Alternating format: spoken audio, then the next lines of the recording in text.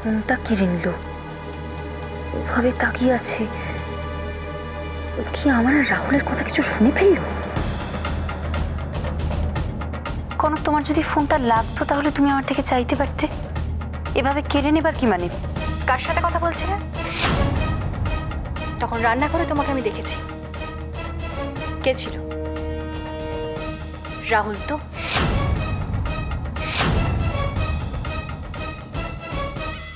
হ্যাঁ, রাহুল। আমি রাহুলের সাথেই কথা বলছিলাম। তবে কনক, এটা নিয়ে নিশ্চয়ই তুমি উল্টোপাল্টা কিছু ভাববে না, কারণ দেখো রাহুল তো আমার ভাই, তাই ওর সাথে কথা বলাটা আমার কোনো অপরাধ নয়। নিজের ভাইয়ের সঙ্গে কেউ আড়াল করে চাপা গলায় কথা বলে তিস্তা? আমি ওভাবে কথা বলতে বাধ্য হয়েছি, ঠিক এই কারণেই বাধ্য হয়েছি। নয়তো তোমরা আবার সন্দেহ করতে, ভাবতে আমরা ভাই বোনে মিলিয়ে আবার নতুন কিছু। তোমাকে ভালো ভাবানোর অনেক চেষ্টা করেছি তিস্তা, কিন্তু তুমি নিজে একটু একটু করে সেটা ভাঙছো।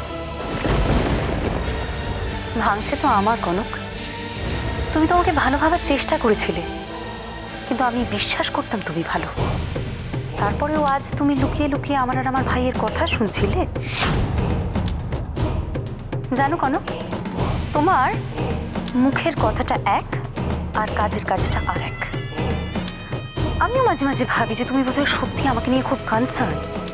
আমার ছেলের পরিচয় সামনে এলে তুমি আমার জন্য বাড়ি ছেড়ে চলেও যাবে বলেছো, কিন্তু তারপরে দেখো, যেই মুহূর্তে আমি পেছন ঘুরবো তুমি আমার পেছনেই গোয়েন্দাগিরি শুরু করবে। কেন বলো তো? শুধুমাত্র আমাকে তুমি চ্যালেঞ্জ করেছো তাই? এ বাড়িতে থাকতে থাকতে দিন দিন তুমিও মিসেস ইন্দিরা চৌধুরীতে পরিণত হচ্ছ। জেদটাই আজ তোমার জন্য শেষ কথা। জিততে চাইলে যদি কাউকে পিষে মেরেও জিততে হয় তাহলে তুমি তাই করবে। তোমার চুপ করানোর নতুন ধরনটা বেশ ভালো তিস্তা,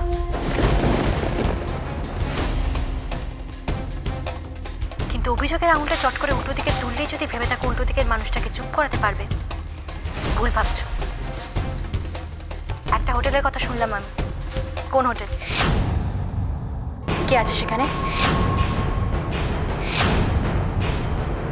তুমি কি না কি শুনেছো আর তার বেসিসে আমাকে? আমার খুব মনে হচ্ছে তিস্তা ওলি খুব বড় বিপদের মধ্যে আছে। বাহ, তোমার যখন মনে হচ্ছে কনক তাহলে তুমি নিশ্চয়ই দোষী। আশ্চর্য কথা বলো। তোমাকে দোষ দেওয়ার মতো তো কোনো প্রমাণ আমার কাছে নেই তিস্তা, কিন্তু আমার মন বলছে তুমি অনেক কিছু জানো। তোমার মন সুন্দর দুয়ে দুয়ে চার করতে পারে কনক। আচ্ছা, তুমি জ্যোতিষ চর্চা ট্রাই করছো না কেন বলো তো? বাই দ্য ওয়ে, আজ তোমার জন্মদিন। শুভ জন্মদিনের অনেক অনেক শুভেচ্ছা তোমাকে। আর দেখো না, অভ্র যেখানে বাড়িতে তোমার অনারে এত বড় একটা পার্টি রাখছে, সেখানে তোমার উচিত না তাড়াতাড়ি গিয়ে রেডি হয়ে যাওয়া? যাও, তাই করো। না হলে দেখো, জন্মদিনের দিন বার্থডে গার্ল যদি এভাবে ঘুরে বেড়ায় ভালো লাগে? কথা ঘুরিও না। অলির ব্যাপারে যা জানো তাড়াতাড়ি বলো আমাকে।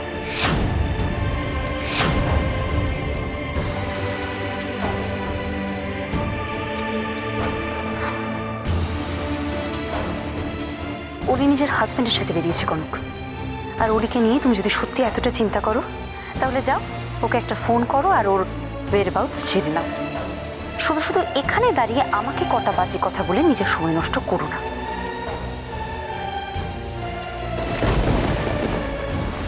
এসো।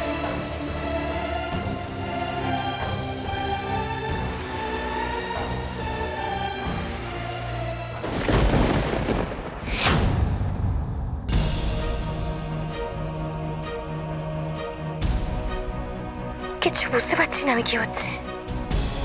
তিস্তার কাছ থেকে জোর করে কোনো কথা বের করা যাবে না,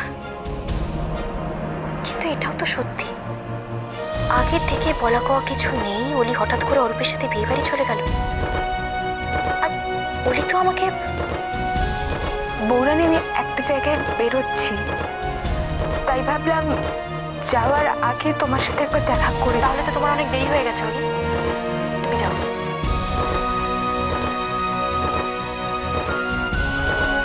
কেন শুনলাম না আমি তখন অলির কথাটা? হয়তো আমাকে কিছু বলতে চেয়েছিল।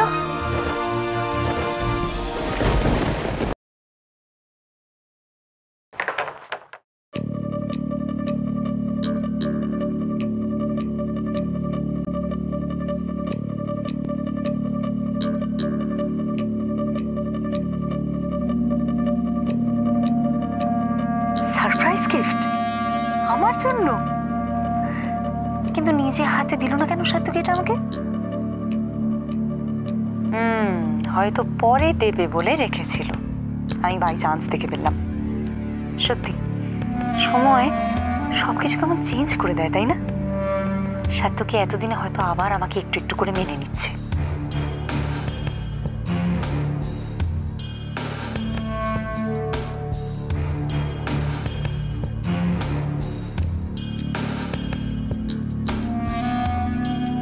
আর এই নেকলেসটাই তার প্রমাণ।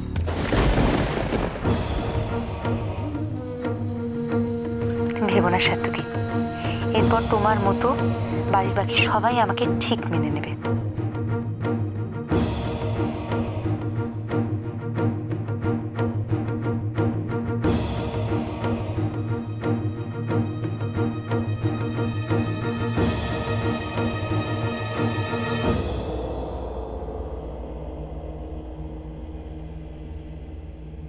কনক এই ঘরে এসেছিল মনে হচ্ছে।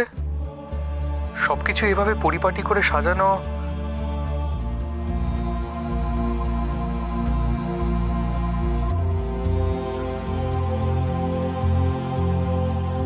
আশ্চর্য মেয়ে একটা, এলেও তাও একবার বলে গেল না।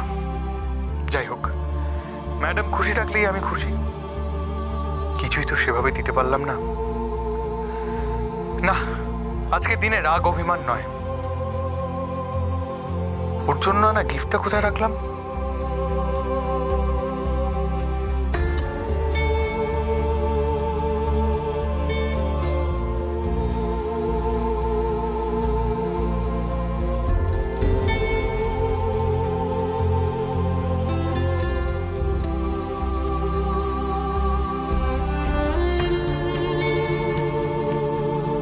কি রে দাদা ভাই, রেডি হসনি এখনো?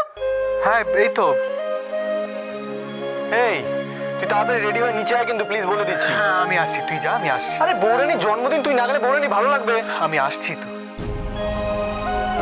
তাড়াতাড়ি কিন্তু।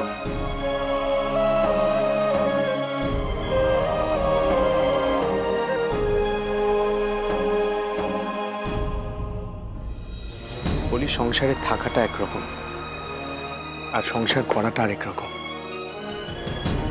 এতদিন তুমি তোমার ছোট মা, বড় মা, বৌরানীকে দেখে এসেছো। আজকে কিন্তু সেই জায়গাটা তোমাকে নিতে হবে। যতদূর জানি রাহুলের আমার মতো কেউ নেই। তুমি হবে বিয়ের পর ওর জীবনের সবকিছু। যেভাবে তোমাকে নিয়ে আমি নতুন সংসার করার স্বপ্ন দেখেছিলাম, ঠিক কথা ওসব কথা মন দিয়ে সংসারটুকু করো। একজন পুরুষের জীবনে তার স্ত্রীর ভূমিকা যে কতখানি সেটা তুমি নিশ্চয়ই বুঝতে পারবে একদিন।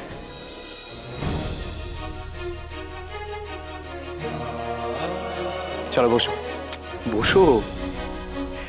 দেখো, এই কথাটা বলা উচিত হচ্ছে কিনা আমার জানি না, তবে তোমার বাবা মা এখানে নেই বলে এটা ভেবো না যে তোমার বিয়েতে আমি কোনো ত্রুটি রাখবো, বুঝেছো?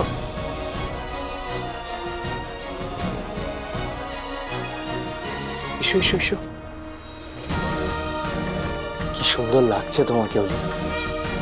তোমাকে যেদিন আমি প্রথম দেখেছিলাম ঠিক সেরকম মনে আছে তোমার? রাহুল তোমাকে খুব ভালোবাসে, খুব ভালো লাগবে তোমাকে।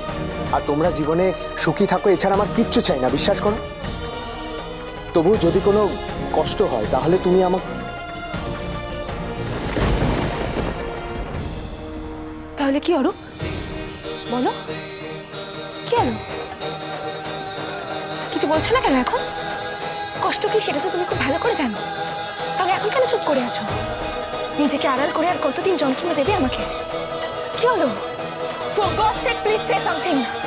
কষ্ট হচ্ছে না তোমার? ভেতরটা পুড়ে যাচ্ছে না? ক্ষত বিক্ষত হয়ে যাচ্ছ না তুমি? অরূপ, কিছু বলো।